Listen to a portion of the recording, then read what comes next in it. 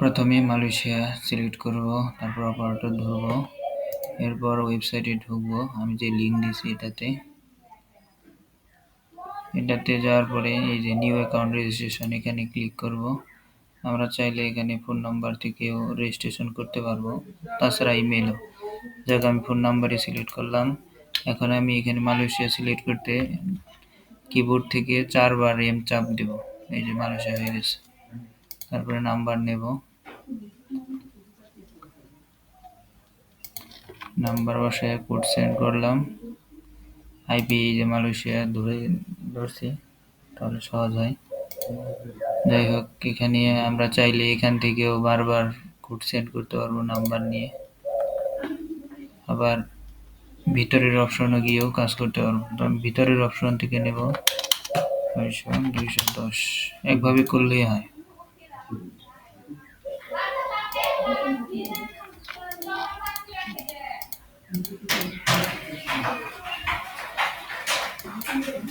Submit, save,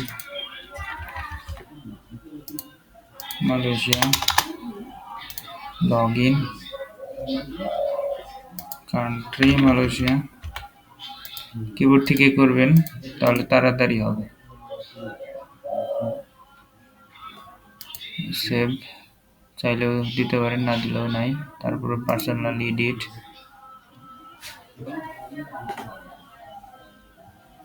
এইখান থেকে change phone number, তারপরে সাইট সার্ভার সমস্যা। যাই হোক,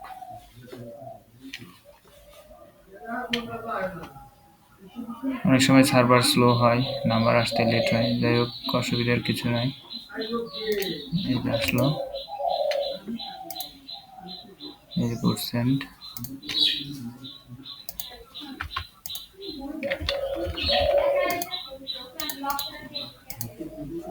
এই যে কোড এসে পড়ছে।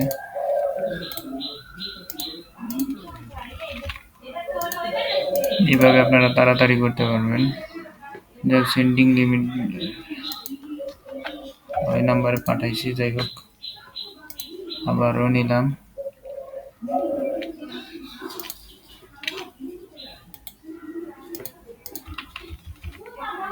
কিবোর্ড থেকে 4 বার চাপ দিবেন, তাহলে মালয়েশিয়া সিলেক্ট হয়ে যাবে অটোমেটিক। একসাথে 4 বার চাপলেই হবে।